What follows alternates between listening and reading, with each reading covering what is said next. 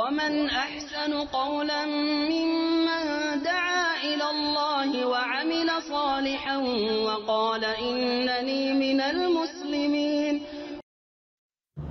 السلام عليكم ورحمة الله وبركاته. الحمد لله والصلاة والسلام على رسول الله وعلى آله وصحبه وما بعد. সম্মানিত দর্শক শ্রোতা, আজকের বিষয়বস্তু হচ্ছে অন্যায়ের প্রতিবাদ। এটা অবশ্যই হবে। ইসলামে তার যথেষ্ট গুরুত্ব আরোপ করা হয়েছে এবং এটা এমন একটি রুকুন যে ইসলামের 5টি রুকুনের পরে এটাকে 6ষ্ঠ রুকুন ধরেছেন বড় বড় মনীষীগণ।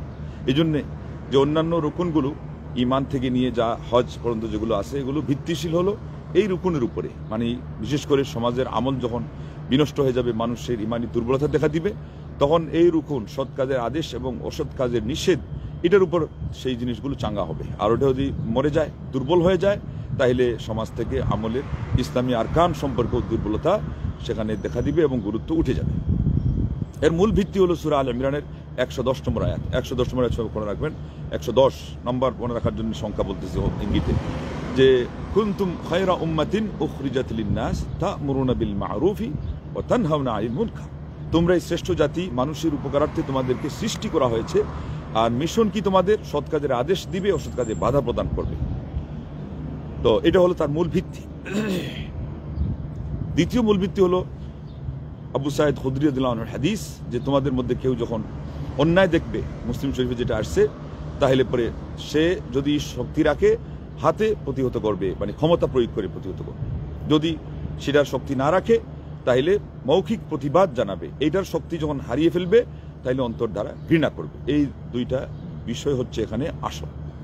তারপরে একটা হলো পাপের প্রতিবাদ করা, আরেকটা হলো অন্যায়ের প্রতিবাদ করা, আরেকটা হলো ব্যাপক উপদেশ দেওয়া, আর আরেকটা হলো সেখানে এটার নির্মূল করা।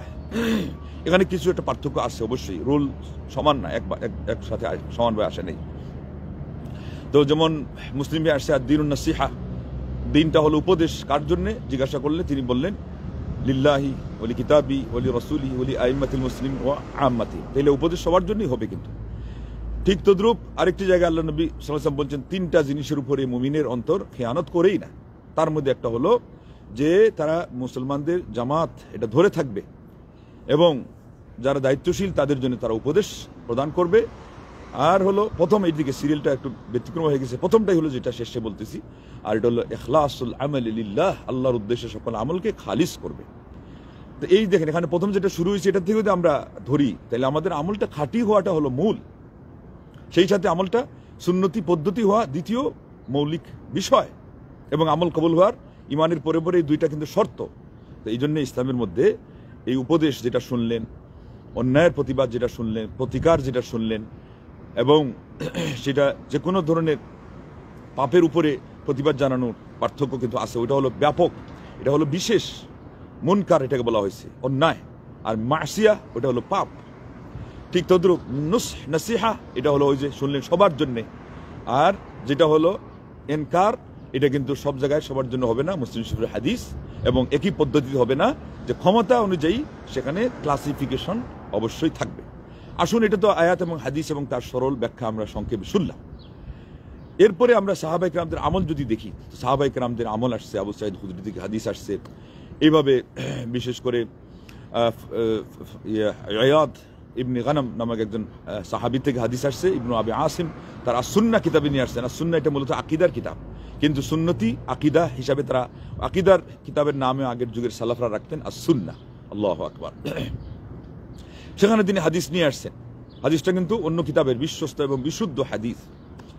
তো সেখানে নিয়ে আসছেন যে ইযা আরাদা আহাদুকুম আন ইয়ানসাহ, তোমাদের ওয়ালিল আমর অথবা এরকম শব্দ আসছে, তোমাদের কেউ যখন দায়িত্বশীলদেরকে উপদেশ দেওয়ার সে ইচ্ছা করবে, তখন তিনি বলছেন যে ফালা ইয়ানসাহু আলা নিয়াতান, সেজন্য মানুষের সামনে উপদেশটা খয়রাত না করে, বরং তাকে উপদেশ দিবে সে গোপনে, ওয়ালিয়াখুয বিয়াদিহি, বলছেন তার হাতে তাকে ধরবে, এবং ইয়ানসাহু সিররান আও কামা ক্বালা আলাইহিস সালাতু ওয়াস সালাম। তাহলে উপদেশটা হবে বিশেষ করে দায়িত্বশীল যারা, এদেরকে উপদেশ দিতে হবে গোপনে, সন্তর্পণে, একাকিত্বে। তার মানে বিশেষ কোনো বৈঠকও যদি হয় যেটাকে সে এলাও করে, আপনি সেটা অবলম্বন করেন, দেখবেন আপনার কথার গ্রহণযোগ্যতা থাকবে এবং এটার মূল্য থাকবে। আমরা দেখেছি ব্যক্তিগত বিষয়ে অথবা প্রাতিষ্ঠানিক কিছু বিষয়ে অথবা সুনির্ধারিত কিছু ক্ষেত্রে আমাদের সমাজের লোকজন যখন প্রধানমন্ত্রীর সাথে মিট করেছেন, টেলিকনফারেন্স হোক অথবা বৈঠক করে হোক, এটাও কিন্তু বিকল্প, তো এটা থেকে কাজ হয়েছে এবং দাবি দেওয়া আদায় হয়েছে। কিন্তু ওগুলোর তুলনায় ইসলামের যখন দাবি দেওয়া আদায় করার কথা আসে, তখন অবস্থা দেখা যায় যে হুলস্থুল, অবস্থা দেখা যায় যে অনিয়ম। এই অনিয়ম তো আপনার প্রতিষ্ঠানে সামান্য একজন প্রতিষ্ঠান প্রেসিডেন্ট যিনি, ওনার সাথে আপনি করে পারেন না পারার প্রমাণ হলো বড় বড় প্রতিষ্ঠানগুলো কিভাবে আপনারা দেখলেন যে লন্ডভন্ড হয়ে গেল, অথবা প্রতিষ্ঠানের নেতৃত্ব কিভাবে খর্ব হয়ে গেল, অথবা প্রতিষ্ঠানের শান্তি নিরাপত্তা কিভাবে বিঘ্নিত হয়ে গেল, কত ছাত্র ক্ষতিগ্রস্ত হলো, বহিষ্কৃত হলো, কত শিক্ষক এবং যারা আসলে তুলনামূলক ভালো ছিলেন তাদের চাকরিচ্যুত করা হলো। এর কারণ কি? ওই বহির্ভূত নিয়মের বহির্ভূত পদ্ধতিতে প্রতিবাদ জানানোর কারণে এক একটা প্রতিষ্ঠান যদি টিকে না, তো এক একটা পুরো রাষ্ট্র কিভাবে আপনারা মনে করলেন যে আপনাদের ইচ্ছা মতো এবং যেন তেন প্রকারণ সেখানে আপনি কথা বললেই হয়ে যাবে? লা ইলাহা ইল্লাল্লাহ। তাইলে আমরা আমাদের নিজেদের সেই জিনিসগুলো আদায় করার ক্ষেত্রে, একেবারে পার্সোনাল জিনিস আদায় করার ক্ষেত্রে অথবা আমাদের স্বার্থের জিনিস আদায় করার ক্ষেত্রে আমরা আদব বুঝি, শিষ্টাচার বুঝি।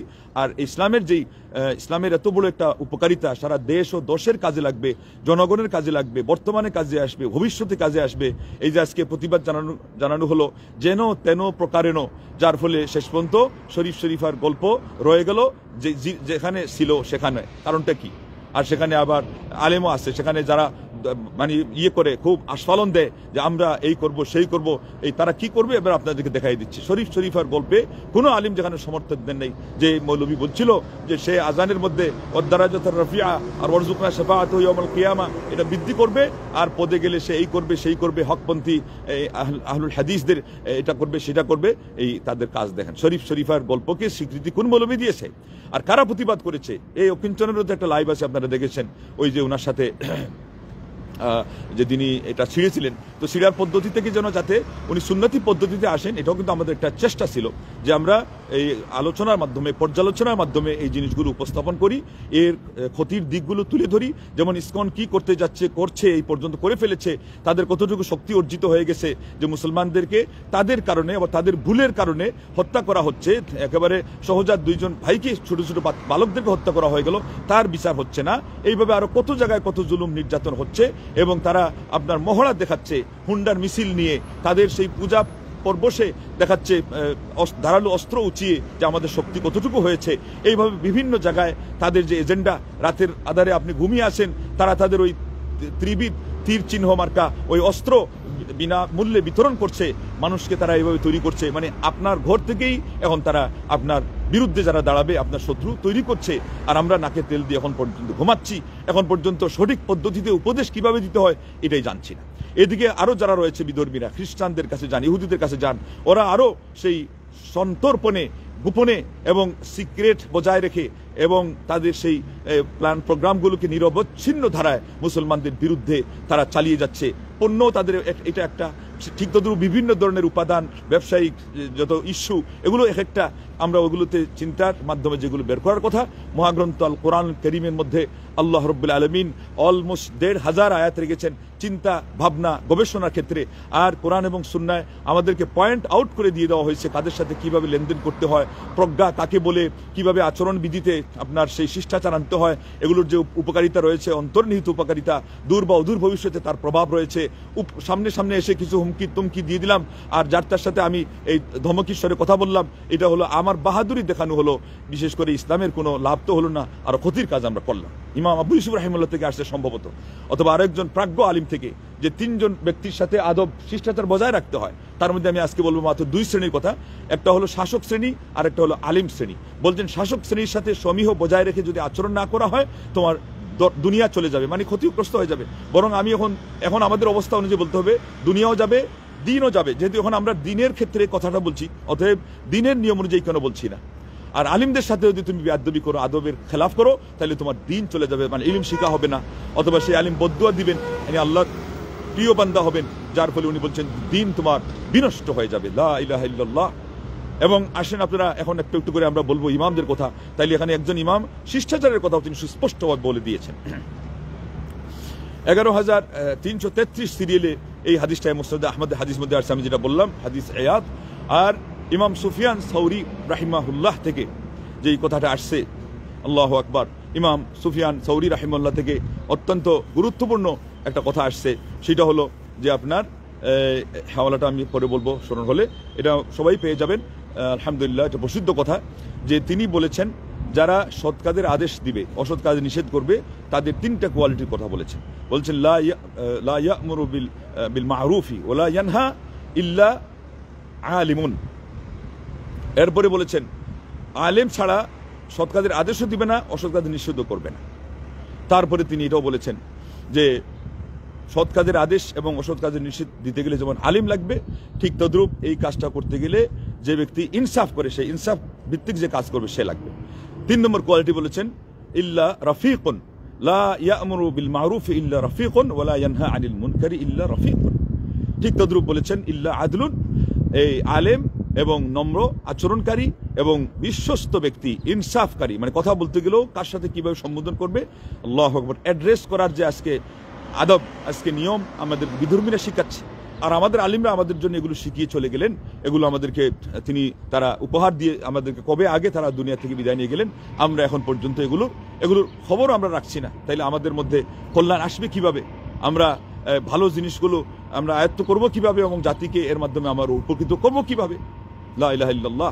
তারা আজকে ব্যবসা ঠিক রাখার জন্য তাদের ব্যবসায়ী ক্ষেত্রে মানুষের সামনে তাদের কথার মূল্যায়ন কিভাবে হয়, সেই জন্য তারা বলছে যার কাছে তুমি দেখা করতে যাচ্ছ তার ড্রেস আগে খবর নিয়ে নাও, দেখে নাও, ওই অনুযায়ী ড্রেসটা তুমি পরো। তারা তো ওই যে ভ্রমণ করে হোটেলে আসে, এখন যাবে আরেক কোম্পানির বসের সাথে দেখা করতে, বলতেছে তার সেক্রেটারির মাধ্যমে, পিএস এর মাধ্যমে জেনে নাও সে এখন কোন ড্রেস পরে বসে আছে, ওই ধরনের ড্রেসটা পরো। কোন আসনে সে আসে ওই ধরনের ওই মাপ করে তুমি কিভাবে বসতে পারবা, ওই রকম একটা চেয়ার চয়ন করার জন্য বলো।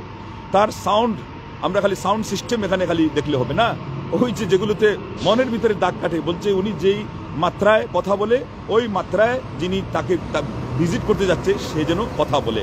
এগুলো কি, উনি দাঁড়িয়ে থাকলে ইনি দাঁড়িয়ে কথা বলবে, উনি বসে থাকলে ইনি বসেই কথা বলবে। কোথা থেকে নিয়েছে এগুলো?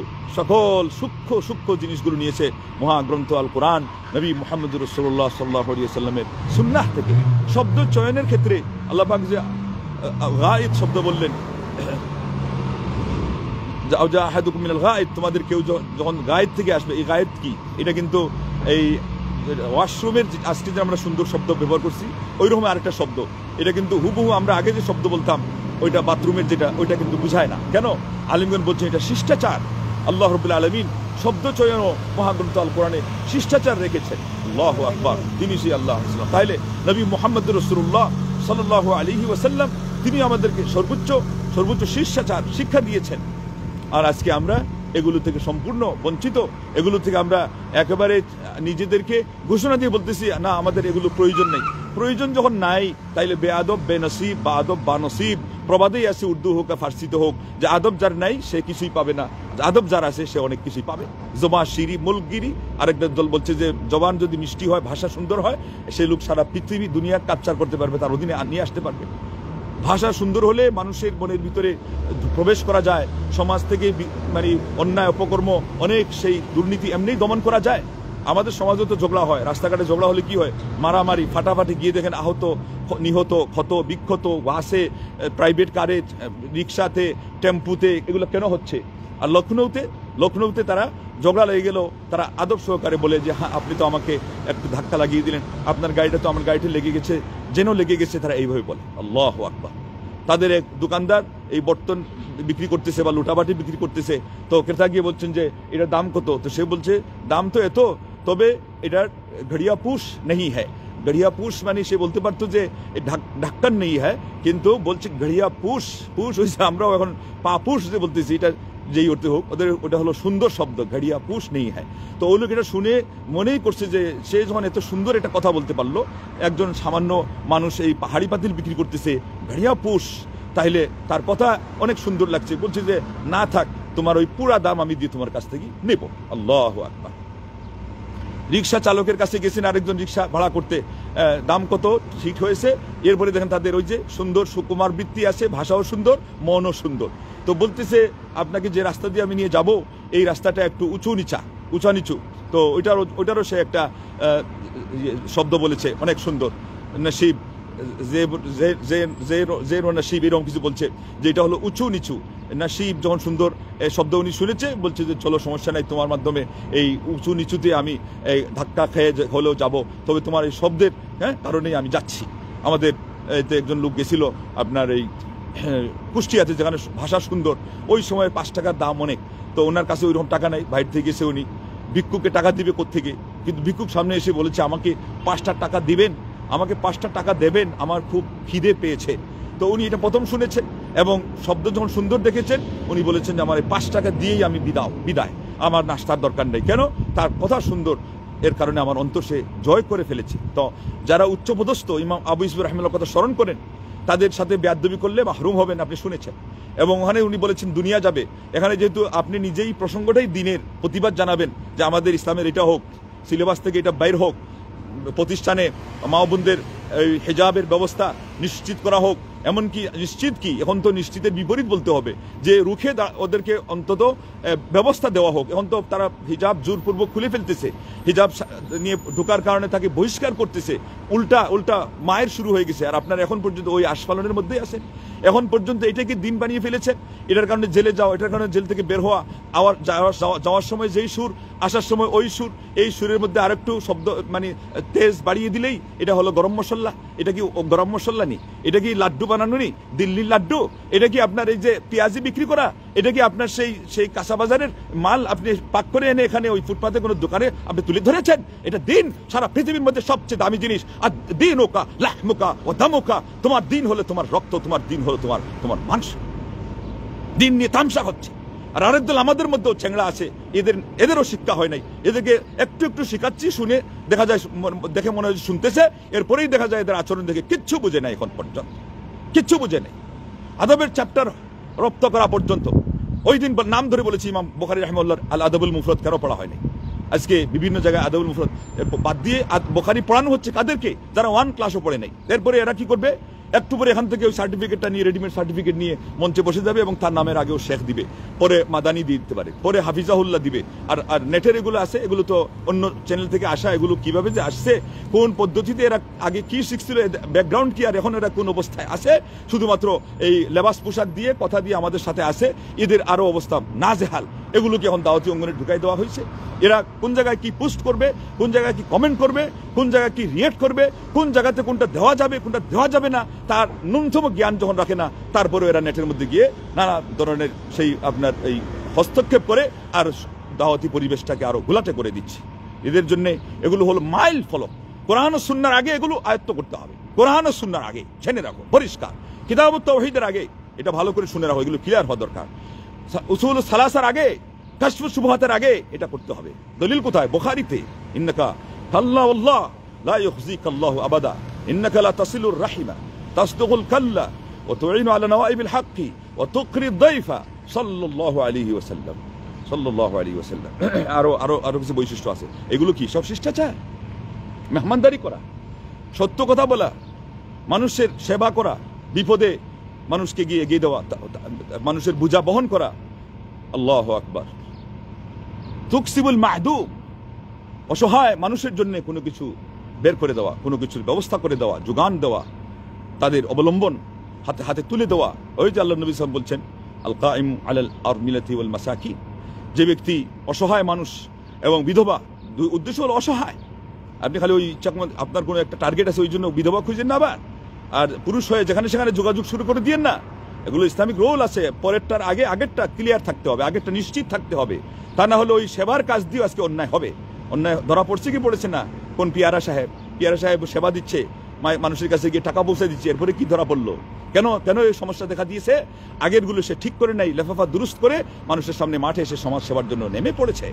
মুহাম্মদ রাসূলুল্লাহ সাল্লাল্লাহু আলাইহি ওয়াসাল্লামের যে ব্যাকগ্রাউন্ড এর কথা বলা আছে বুখারীর হাদিসেই, সেখান থেকে যে শিক্ষা নেওয়ার কথা, কোরআন সুন্নাহ থেকে একটু আগে শুনলেন, আয়াতও আছে এবং হাদিসও আছে। আল্লাহ নবী সাল্লাল্লাহু আলাইহি ওয়াসাল্লাম বলেছেন যে আমার ছোটকে স্নেহ করে না, বড়কে সম্মান করে না, আমার দ্বীনের আলেমকে তার হক বুঝে দেয় না। এই হক শব্দটা কত ব্যাপক এবং কত গভীর।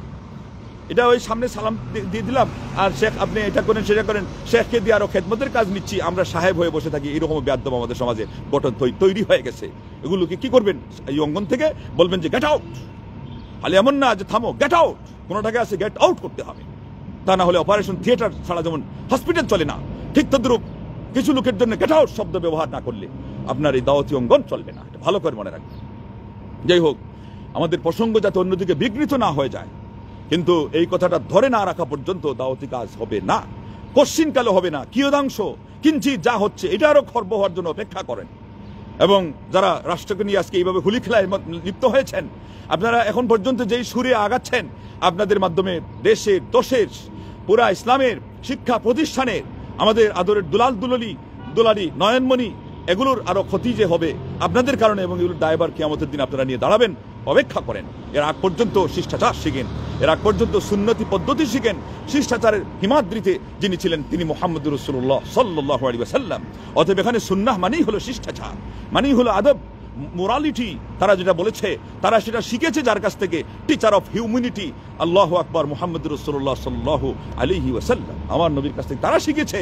আর আমরা তার অনুসারী খালি দাবি করছি, আর খালি বম ব্লাস্ট করার মতো হুঙ্কার ছাড়ছি। কোনো প্ল্যান নাই, কোনো প্রোগ্রাম নাই, কোনো গবেষণা নাই, কোন দিক থেকে শত্রু তার হাতিয়ার নিয়ে আমাদেরকে কোথায় তারা বিদ্ধ করেছে, কোথায় আক্রান্ত করেছে, কোথায় আমাদেরকে ক্ষতিগ্রস্ত করছে, কোন কোন জায়গায় তারা নেটওয়ার্ক কিভাবে এঁটে আমাদেরকে তারা ক্যাপচার করে ফেলতেছে, আমরা এখন পর্যন্ত খবরই নিচ্ছে। ওই মাঝে মাঝে বলে সবাই এই পয়েন্ট আউট করে কোনটা কোন জায়গায় লাগবে, ওখান থেকে কি উদ্ধার হলো, ওইটার প্রতিবাদ কিভাবে হবে, ওই আমাদের প্রস্তুতি কিভাবে নেওয়া হবে, এই ধরনের জ্ঞান গবেষণা গভীর ভাবে চিন্তা করা ছাড়া খালি আস্ফালন ছাড়লে কিচ্ছু হবে না, আরো ক্ষতি হবে। তাই হচ্ছে, এই জন্য সাবধান থাকতে হবে। আসুন আমরা ইমাম মালিক রাহিমাহুল্লাহ, ইমাম সুফিয়ান সাউরির কথা বললাম তো রাহিমাহুল্লাহ, ইমাম শাফি রাহিমাহুল্লাহ কথা আসছে মানাকিব ইমাম শাফি বইয়ের মধ্যে। তিনি বলেছেন, যে ব্যক্তি তার ভাইকে উপদেশ দিল, মান ওয়াজা আখাহু আলানিয়াতান ফাকাদ ফাদাহা ওমান ওয়াজাহু সিররান ফাকাদ নাসাহা। যে ব্যক্তি তার ভাইকে সামনাসামনি উপদেশ খয়রাত করে দিল, সে তাকে অপমান করল। আর যে তাকে উপদেশটা দিল গোপনে একাকিত্বে, সে তাকে প্রকৃত উপদেশ দিল। তাহলে উপদেশ কিভাবে হয়? উপদেশ কিভাবে হয়? হ্যাঁ, অন্যায়ের প্রতিবাদ কিছু আছে যেগুলো বলা লাগবে, এবং সরাসরি হিট হবে না, সরাসরি অ্যাকশনে তারা আসবে না বলে আমরা বুঝতেছি। হ্যাঁ, সেগুলো আপনি বলবেন। আজকে আমরা কোনটা বলছি না, সবই তো বলছি, কিন্তু বলতে বলতে এখন যে ফাইটিং শুরু হয়ে গেছে, ফাইটিং দিয়ে কোনো জায়গাতে আপনার একটু আগে যেটা বলছিলাম, এখন আরেকটু শুনুন, আরো নিচে নেমে আসেন। ফাইটিং এর কায়দায় যাবেন, আপনার ছোট্ট শিশু তার সাথেও আপনি হেরে যাবেন, সে আপনাকে আরো জোরে লাগিয়ে দেবে। ছোট্ট বাচ্চা, এখন মতো 2-3 বছর চলছে, তার সাথেও ফাইটিং পাবেন। আর উপরে যদি আসেন, আমি নাম বলতেছি না, এরপরে যারা সদস্য আছে ফ্যামিলিতে, আপনাকে যে কত অপমান হওয়া লাগবে, এটা যারা ভুক্তভোগী তারা হয়তো জানেই। আর না হলে আরো কিছুদিন পরে বাকি আছে, উনি যখন এগুলো যখন মাথায় পড়বে, পিঠে পড়বে, আর আরো বিভিন্ন জায়গায়, তখন তিনি ওহো কি হলো, এটা কি হলো, এরপরে হাউমাউ করবে, তখন সে বুঝবে। ফাইটিং সরাসরি সংঘর্ষ, এই সংঘর্ষে আপনার ছোট বাচ্চার সাথে আপনি গেলেও আপনার হার মানা লাগে। এখন আপনি কোথায়? উপরে থুতু দিলে জ্ঞানীরা কি বলছে, এই থুতুটা ওখানে উপরে অনেক সময়ই পৌঁছে না, বাতাসের মুখে দিলেও পৌঁছে না, ওটা ফিরে এসে যিনি থুতু দিয়েছেন তার গায়ে লেগে যায়। লা ইলাহা ইল্লাল্লাহ। ইবনুল মুলাক্কিন এবার আসছে, ইবনুল মুলাক্কিন রাহিমাহুল্লাহ। আলিমগণ বলেছেন ইবনু তাইমিয়া রাহিমাহুল্লাহর মতো ওই মানের আলেম, কিন্তু ইবনু তাইমিয়া রাহিমাহুল্লাহর স্বভাব ছিল কানা ইয়াতাকাল্লাম ওয়া ইবনুল মুলাক্কিন কানা ইয়াসমুত ওয়া ইয়াসকুত ওয়া ইয়াখুযু সামত। ইবনু তাইমিয়া রাহিমাহুল্লাহর স্বভাব ছিল কথা বলতেন, লিখতেন, প্রতিবাদ করতেন, ওপেন ফিল্ডে। তাও ইবনে তাইমিয়া এত কিছু বলতেন যে তার প্রভাবের মধ্যে আসছে। তিনি কি এই নিয়ম অবলম্বন করেছিলেন? যিনি রণাঙ্গনে যুদ্ধও করেছেন, যুদ্ধ আসল যুদ্ধ। এই জন্য তো আমাদের এখন দেখতে পাচ্ছি আমরা যে যেখানে যেটা করার, ফিলিস্তিনের এই অসহায় মানুষের পাশে দাঁড়ানোর একটু ত্রাণ নিয়ে সেই খবর নেই, কিন্তু এদিকে আন্ডারগ্রাউন্ডে গর্তের ভিতরে একেবারে যুদ্ধ করে ফাটাফাট। আর এরপরে একটু উপরে উঠেই মঞ্চের মধ্যে আমাদের এই সাধারণ মানুষগুলোর টাকাও নেওয়া হচ্ছে, এদের আবেগকে নিয়ে খেল তামসা করা হচ্ছে। এই হলো যুদ্ধ। আর এরা হলো যোদ্ধা। কেন? এরা আসলে দিনের জন্য এগুলো করে না। যদি কিছু মন থাকে, কিন্তু অন্তর থাকলেও হবে না, আপনার পদ্ধতি থাকতে হবে। এই জন্য দুইটা জিনিস, একটা ইখলাস আর একটা হলো মুতাবাআ, সুন্নতের অনুসরণ। সঠিক পথ পদ্ধতি অনুযায়ী যদি কাজ না হয়, তাহলে এটা হবে না। এর মাধ্যমে যদি নিজের ক্ষতির বিষয় হইতো তো আমরা বলতাম যে চুপ থাকি, কিন্তু এটা তো দেশের ক্ষতি, দোষের ক্ষতি, জনগণের ক্ষতি, আমাদের শিক্ষা প্রতিষ্ঠানগুলোর ক্ষতি। ব্র্যাক ইউনিভার্সিটি কিভাবে বাংলাদেশে প্রতিষ্ঠা হলো? এইটা তো, আমি তো বাহিরে থাকি, আপনারা তো এত লড়েন, তো ব্র্যাক ইউনিভার্সিটি হয়ে গেল ঢাকা রাজধানীর বুকে। আপনারা ছিলেন কোথায় ছিলেন? ইউনিভার্সিটি সর্বোচ্চ শিক্ষাগার, এবং সেই জায়গায় শিক্ষা দেওয়া হবে সর্বোন্নত মানের শিক্ষা, ওখানে কি শিক্ষা দেওয়া হচ্ছে একটু খবর নিয়ে দেখেন। সারা পৃথিবীর কাছে যে নোংরামি, পৃথিবীর যত আদর্শ আছে সেগুলোর কাছে যেই নোংরামির মান আরো নিচে, ওইগুলো চরিতার্থ করা হয় একেবারে মানুষের সামনে, জনসমক্ষে। বেহায়াপনা, বেপর্দাপনা তো আছেই। এমনকি মারাত্মক যে ঘটনা, এই আসিফ আবরার সাহেবের সাথে আমরা যখন বসছিলাম আলোচনায়, পর্যালোচনায়, উনি যে ঘটনা বললেন, লা ইলাহা ইল্লাল্লাহ, অপকর্ম করছে, যেই অপকর্মকে আল্লাহ বলছেন ফাহিশা, নির্লজ্জজনক কাজ, এবং সাআ সাবিলা, মন্দ পথ, আর মাকতা আরেকটা প্রসঙ্গে আসছে, অবৈধ ভাবে হলে, অবৈধ হলেই মাকতাও বলছেন, গজব। সেই জায়গায় সে এটা করছে, চরিতার্থ করছে, তার পশুর মতো করে, মানুষ হিসাবে তার যে পোশাক ওইটা বাদ দিয়ে, আর ওইটা আরেকজন রেকর্ডও করতেছে। ওই রেকর্ড করাকে আরেকজন কেন খারাপ ভাবলো, সেইটাকে সে প্রতিবাদ করছে। এটা প্রতিবাদ করতেছে না যে এই কাজ সে করছে। আগে এতটুকু বলা হতো যে যেই ব্যক্তি, যেই মহিলা ওই বেপর্দা অবস্থায় বাথরুম সারছে, ওইটার লজ্জা নাই, এটা আঞ্চলিক পরিভাষা। কিন্তু যে দেখে গিয়ে বলছে যে তুমি তো ওই জায়গায় এই কাম করছো, টয়লেটের যে আগে যে সিস্টেম ছিল না ওই সময়, এটা কিন্তু তারা লজ্জার মনে করতো। এখন হয়ে গেছে কি, বলছে যিনি এটা করছে তার লজ্জা নাই, যিনি বলছে উনার লজ্জা। ওই যখন বলছে হ্যাঁ তুমি দেখলা কেন, আর ওইটা চোখ পড়ে যেতে পারে, ওটাকে দেখবে নাকি কেউ চোখ পড়ার পরে? কিন্তু এইটা পর্যন্ত ওখানে চলছে। এটা তো আমি এই ঘটনা এর আগে আর কোনোদিন শুনি নাই। এই ইউনিভার্সিটির ছাত্র ছাত্রীদের মধ্যে এগুলো চলে, নাথিং, এগুলোকে ইজি মনে করে নিয়েছে, এবং তারা রিলেশন শব্দ আজকালকার পরিভাষা হয়ে গিয়েছে। প্রায় প্রতিষ্ঠানে এগুলো তারা করছে, এবং হিন্দু ছেলেকে দিয়ে মুসলিম মেয়েদের সাথে তারা গার্লফ্রেন্ড কিভাবে তারা উদ্ধার করবে, আবিষ্কার করবে, তারা টাকা পয়সা সব কিছু দিয়ে বলছে এটা তোমাদের সবচেয়ে সহজ পদ্ধতি এবং তোমাদের জন্য সবচেয়ে শক্তিশালী এবং কার্যকরী পদ্ধতি, নেমে পড়ো। আর আপনার ইয়েতে যখন পর্দার ব্যবস্থা নাই, আপনি দিয়েছেন তাকে খালি ওই মহিলা হোস্টেল নামকেও আসতে, ওই মহিলা হোস্টেলের যে অবস্থা, ওইটা ওই পুরুষ মহিলা মিশ্রিত হোস্টেলের চেয়ে ওটার অবস্থা আরো খারাপ। যেন ওখানে হলে কিছু বুঝতে পারতো, এখানে বুঝতেই পারবে না, অন্যায় হচ্ছে একেবারে দেদারসে। আজকে শুনলাম কোন চিড়িয়াখানায় ঢুকে যায় তারা, ওই দুই যুগলের ভাগ করে ওই একই প্রকার নিয়ে আসে দুইটা মেয়ে, এরা তো মনে করে মেয়ে ঢুকতেছে, আর ওরা হলো দুই যুগল আলাদা হয়ে আসছে এখানে, ভিতরে যাওয়ার পরেই মেয়েটা আরেক ছেলের সাথে আর ওই মেয়েটা অন্য ছেলের সাথে। এগুলো চলছে আজকে সমাজে, আর আমরা এখন পর্যন্ত আমাদের এই সেই হ্যাবিট নিয়ে আসি। আমি ইয়াং করেঙ্গা ত্যাং করেঙ্গা, বাদ মে ক্যা করেঙ্গা, বাদ মে বরবাদ করেঙ্গা, বাংলায় ভাষা বলতে হবে সর্বনাশ করেঙ্গা। এদেরকে লাগাম শক্ত করে ধরেন। এবং দেওবন্দি ঘটনার আনন্দের মধ্যে আমি খুরশেদ সাহেবকে শুনেছি, উনিও তো ইদানিং আস্ফালন শুরু করে দিয়েছেন, পাগলামি হাঙ্গামি, এগুলো কেন হয় আমাদের সমাজে আমি জানি না। ওই সাধারণ মানুষদেরকে উপরে ফু দিয়ে গুড়ি বানায় দেয়। কিন্তু উনি নিজে একদিন বলেছিলেন এগুলো তো সামনে বলতে হবে না, এইভাবে বলতে হবে না, কাজ করো কিভাবে, তাহলে বোঝা গেল গঠনমূলক ভাবে। উনি যেই শব্দে বলেন, যেই অর্থে বলেন, ওনার যদি অন্য ইয়ে থাকে যে গোপনে, আবার ওই সেই ইয়ের কাজ যেগুলো হলো ভাঙচুরের কাজ, আমি ওটা বলছি না। গঠনমূলক কাজ, সুন্দর পদ্ধতির কাজ, সরাসরি প্রধানমন্ত্রীর কাছে গিয়ে বসে প্রতিবাদ করার কাজ, সুন্নতি পদ্ধতি আপনি করেন। এখন পর্যন্ত তো আমার মনে হয় না যে উনি মানা করবেন। আপনি অ্যাপয়েন্টমেন্ট নেন, নিতে যদি সমস্যা হয়, আমাদের সমাজে, আহলে হাদিস সমাজে যারা রয়েছেন, উপদেষ্টার মন্ডলীর মধ্যেও রয়েছেন, আলহামদুলিল্লাহ আমরা তাদের সহযোগিতায় আপনাদেরকে সুযোগ করে দিব। এবং আশা করছি আমাদের আহলে হাদিস সমাজ থেকেও, বাংলাদেশ জমিয়ত আহলে হাদিস সমাজের সর্বাপেক্ষা প্রবীণ এবং প্রতিষ্ঠিত সংগঠন, যেই সংগঠনকে সবাই, সকল ঘরানার আলিমরাও সম্মানের চোখে দেখেছেন, এর প্রতিষ্ঠাতা সভাপতি মারহুম আব্দুল্লাহ আল কাফি আল কুরাইশি রাহিমাহুল্লাহকে বাংলা একাডেমি, সে আপনার যেটা হলো একেবারে দুর্লভ, তাকে সেই পুরস্কার দিয়ে তারা সম্মানিত করেছেন। আল্লাহু আকবার। উনি আলেম মানুষ, আর বাংলা ভাষায় তার লেখার উপরে তারা এতটুকু মূল্যায়ন করেছেন। বা লালবাগ দাওরায়ে হাদিস যে মাদ্রাসা, তার খতমে বুখারীর অনুষ্ঠানে তাকে তারা নিয়ে গিয়েছেন। আল্লাহু আকবার। আগের যুগের আলেমদের মধ্যে এই পরিবেশ ছিল, আর আমাদের আলেমদের এইরকম প্রতিভাও ছিল, এইরকম প্রজ্ঞাও ছিল, এইরকম ভারসাম্যতা ছিল।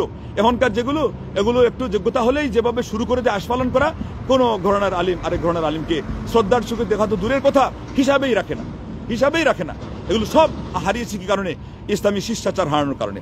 তাইলে কিতাবুজ জুহুদ ওয়াকি ইবনে জাররাহ আয়ত্ত করেন, ইবনুল মুবারাকেরটা, আহমদ হাম্বলেরটা আয়ত্ত করেন। খালি বুখারীর হাদিস দিলে হবে? ইমাম বুখারী রাহিমাহুল্লাহ 11 বছর বয়সে এই দুইজনের, ইবনে মুবারাক এবং ওয়াকি ইবনে জাররাহের কিতাবুজ জুহুদ একটা পড়েছেন, 16 বছর পার হতে না হতে আরেকটা পড়ে শেষ করেছেন।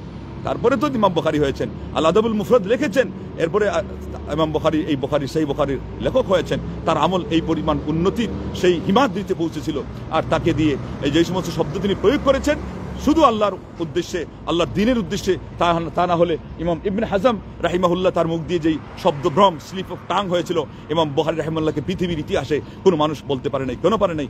আদবের মধ্যে তিনি ছিলেন পরাঙ্গ, আদবের চাবিকাঠি তার হাতে আগে নিয়েছিলেন।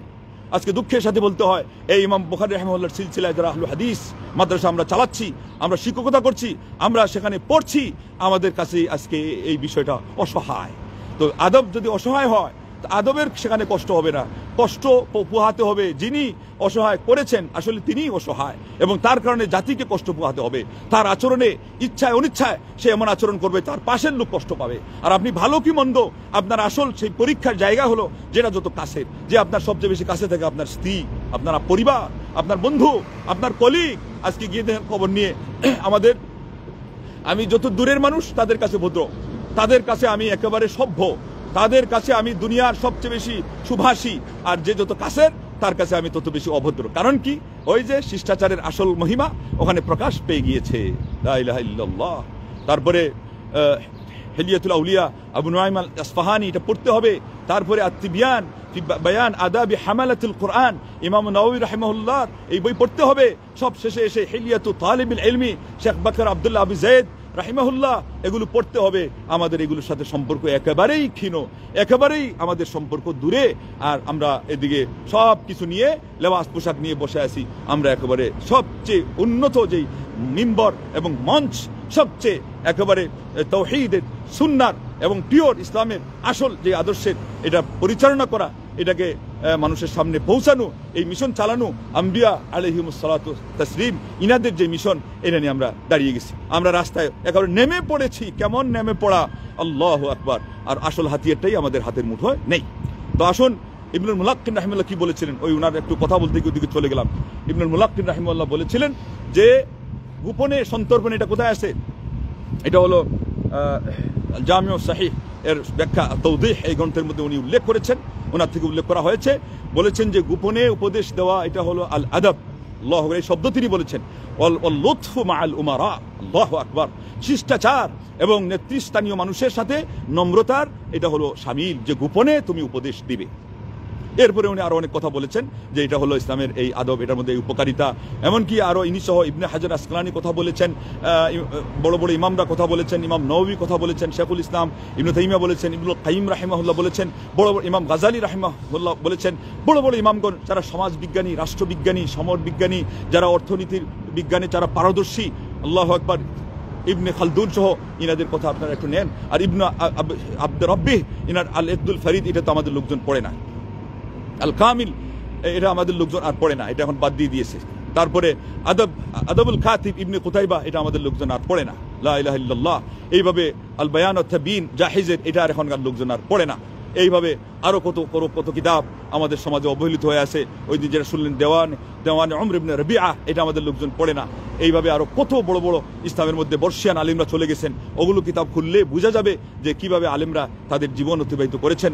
ইবনুল মুবারক রাহিমাহুল্লাহ কেন বলেছিলেন যে আমি বাইর হই না, আমার বাহিরে সময় দেওয়ার অত ভালো লাগে না, আমি ভিতরেই ভালো ভালো মানুষের সাথে সময় দেই। ওরা বলল ভিতরে লাইব্রেরিতে আবার ভালো মানুষ পাইলেন কোথায়? বললেন যে ওই কিতাবের মধ্যে যাদের কথাগুলো আমি পড়ি, আমি চর্চা করি, আমি এদের সাথে সংস্রব দেই। রাহিমাহুল্লাহ, তার এমনি বলা হয়েছে আমিরুল মুমিনিন, তাকে এমনি বলা হয়েছে যে আলিমদের মধ্যে তিনি একজন বিরল আলিম, যেমন ইলমে যেমন, আমলে তেমন, তাকওয়ায় যেমন, পরহেজগারিতে তেমন, দর্শে যেমন, জিহাদে তেমন, হজ্জে যেমন, আল্লাহু আকবার, সমাজ সেবায় তেমন। রাহিমাহুল্লাহ। আর এরাই হলো উলাইকা আবাই ফাজিনি বিমিসলিহিম ইযা জামাআতনা ইয়া জারিরুল মাজামিউ। এদেরকে আপনি ফলো করার বাদ দিয়ে, আর এই ধরনের শিষ্টাচারের নিয়ম বাদ দিয়ে আপনারা অনেক সময় ইনাদের নাম বলেন, উনাদের নাম বলেন, আবার নেটের মধ্যে আসে সনদও বলা শুরু করে দেন। ফিকহার সনদ হাদিসের মধ্যে লাগাই দে, হাদিসের সনদ ইতিহাসের মধ্যে লাগাই দে, ইতিহাসের সনদ তাফসিরের মধ্যে লাগাই দে। ইমাম আবু হানিফা রাহিমাহুল্লাহকে এক জায়গায় আনে, ওইদিকে ইমাম বুখারীকে আরেক জায়গায় নিয়ে চলে যায়। মানে তামসা। ইলমকে নিয়ে যে পরিমাণ খেলা নেলা আজকাল হচ্ছে, এটা আগে কোনো সময় হয় নাই। আলকামা বলেছিলেন এইভাবে, আরেকজন আউজাই অথবা আরেকজন বলেছিলেন ওই সময়কার, যে কানাল ইলমু কারীমান ইযা কানা ফি সুদুরির রিজালি। ইলম সম্মানী ছিল যখন মানুষের বক্ষে সংরক্ষিত ছিল। ফালাম্মা খারাজা ইলাল কুতুবি দাখালা ফি মা লাইসা মান লাইসা মিনহু, যখন কিতাবের মধ্যে বেরিয়ে আসলো তখন এখানে এমন লোক অংশ নিল, এমন লোক হস্তক্ষেপ করলো যেখানে যাদের সে অধিকার ছিল না। তার মানে কি? আপনারা বলতেছেন যারা বলতে পারে, যারা মুখস্থ হাওয়ালা দেখাইতে পারে, যারা মানে নেটের মতো করে তারা বলতে পারতেছে, নিউজ লেটারে যেরকম তথ্য জমা করা, এগুলো সে বড় আলিম হয়ে গেছে। আমাদেরকে আমি দেখছি এরকম অনেক মানুষকে তারা বলছে পৃথিবীর শ্রেষ্ঠ আলিম, 1 নম্বর আলিম। আমাদের একজন ইংরেজি সাধারণ শিক্ষিত মানুষকে তারা বলে দিয়েছে। এরা আলিমের সংজ্ঞা জানে? লা হাওলা ওয়ালা কুওয়াতা ইল্লা বিল্লাহ। আমরা কোন যুগে আছি? আর ওরা যদি কিতাবে বের হওয়ার কারণে ইলমের অপমান হয়, আজকে নেটে বের হয়ে গেছে, খোলা আকাশের নিচে উঠতেছে, উড়াল দিচ্ছে। তো কথা যখন এসে গেল, ইলমের একটা কথা শুনেন। আবু দারদা বলেছেন প্রত্যেকটা বিষয়ে, বিশেষ করে কোরআনের তাফসিরে প্রত্যেকটা আয়াতের অন্তত 2টা, ন্যূনতম 2টা অর্থ যে জানবে না ও মুফাসসিরে কোরআনই না। সারা দেশ খুঁজেন, ভারতে যান, মিশর পর্যন্ত যান, যেখানে আপনারা বলেছেন যে কোরআন তিলাওয়াত হয়, যেখানে বলেন তাফসির হয় গবেষণা, ভারতে একজন মুফাসসির বাইর করেন, প্রত্যেকটা আয়াতের 2টা করে তাফসির। আবু দারদা বলেছেন এটা না জানলে উনি মুফাসসির না। আল্লাহু আকবার।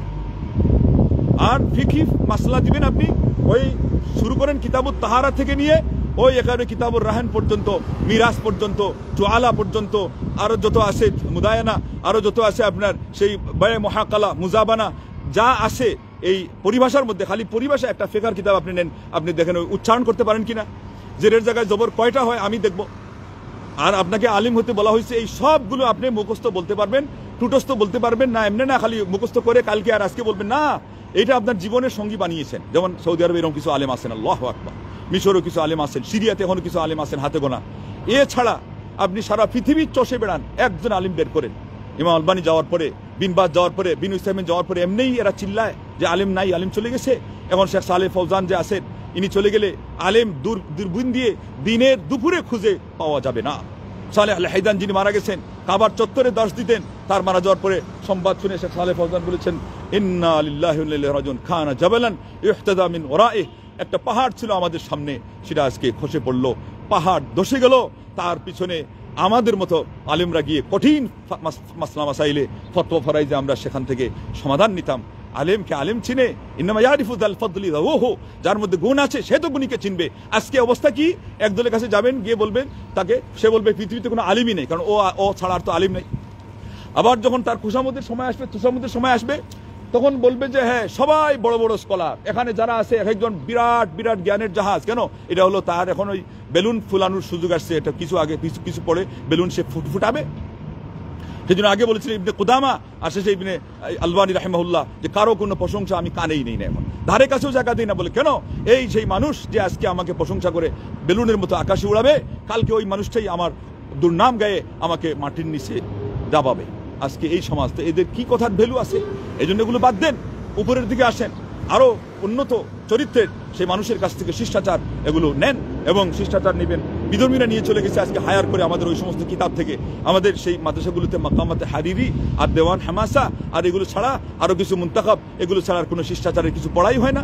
এবং এগুলো যে উদ্দেশ্য কি, আমি আমার বিশ্বাসই নেই যে এই উদ্দেশ্য তারা খোলাসা করে কিনা। আজকে আপনাদের সামনে যেটা বললাম, ব্যাস এটা হলো ছাত্রদের উদ্দেশ্য, হলো এই কবিতার সেই সারমর্ম আয়ত্ত করে পরীক্ষায় নাম্বার তুলতে হবে। শিক্ষকের উদ্দেশ্য হলো হ্যাঁ আমি একটু এই শব্দগুলো তাহকিক করছি, দেখো তোমরা আমার কাছ থেকে নেও, এখলাস যদি থাকে এতটুকু, আর না থাকলে তো বোঝানো যে আমিও কত বড় সাহিত্যিক, এই দেখে নাও। এইগুলো চলছে। তো এখানে আপনি ওই শিষ্টাচারের মতো এত দামি জিনিসটা কি পাবেন কিভাবে? ওই শিষ্টাচারের আরেকটা প্রতিশব্দ হলো খুলুক। আল খুলুকু আদ-দীনু কুল্লুহু মান যাদা ফিল খুলুকি ফাকাদ যাদা ফিল ইসলামি। ইমাম ইবনে কাইয়িম রাহিমাহুল্লাহ বলছেন ওইটাই পুরা ইসলাম। যে এটার মধ্যে কিছু বাড়াতে যাবে, হায়ার করে কিছু আনতে যাবে, তাকে ইসলামের মধ্যেই কিছু বাড়ানো লাগবে, বাড়ানোর অপবাদ ঘাড়ে চাপানো লাগবে, স্বীকার করা লাগবে। তার মানে এটার বাহিরে ইসলাম নাই। এবং সজ্জনে কানা খুলুকুল কোরআন, আল্লাহর নবী সাল্লাল্লাহু আলাইহি ওয়াসাল্লামের চরিত্র যে ছিল কোরআন।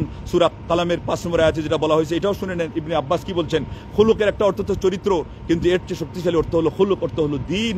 ওই যে ইবনে কাইয়িম বলছেন আদ-দীনু কুল্লুহু লা ইলাহা ইল্লাল্লাহ। দুইটা অনুবাদ আজকে অন্তত আমরা সূরা কালামের 5 নম্বর আয়াতের জানলাম এবং ইবনে আব্বাস থেকে জানলাম। রাইসুল মুফাসসিরিন, আজকে আমাদের সমাজে কিছু লোক এই ধরনের কিছু বর্তমান আধুনিক ভাষায় আধুনিক কিছু বিষয় উপহার দেওয়ার কারণে এখন এই তাফসির হয়ে গেছে সারা বিশ্বের সেরা। এরা ইবনুল কাইয়িম থেকে তাফসির নেওয়া জানে না, ইবনে কাসির থেকে নেওয়া জানে না।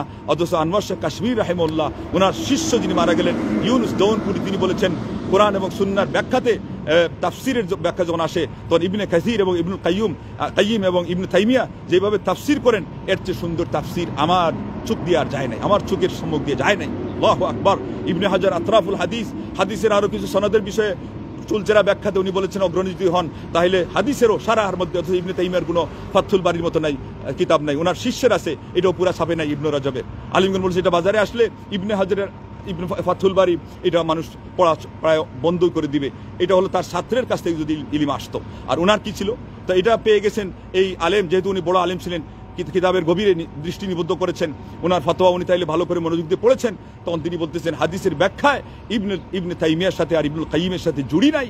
তো এটাও সাহিত্য, এই সাহিত্য চর্চা করবেন সাহিত্যের দৃষ্টিতে, এখান থেকে শিক্ষা নেওয়ার জন্যে, মনন তৈরি করার জন্যে, চরিত্রকে উন্নত করার জন্যে, এই ইলম দিয়ে নিজের মন মস্তিষ্ক সবগুলোর সাথে মিশিয়ে একাকার করার জন্যে।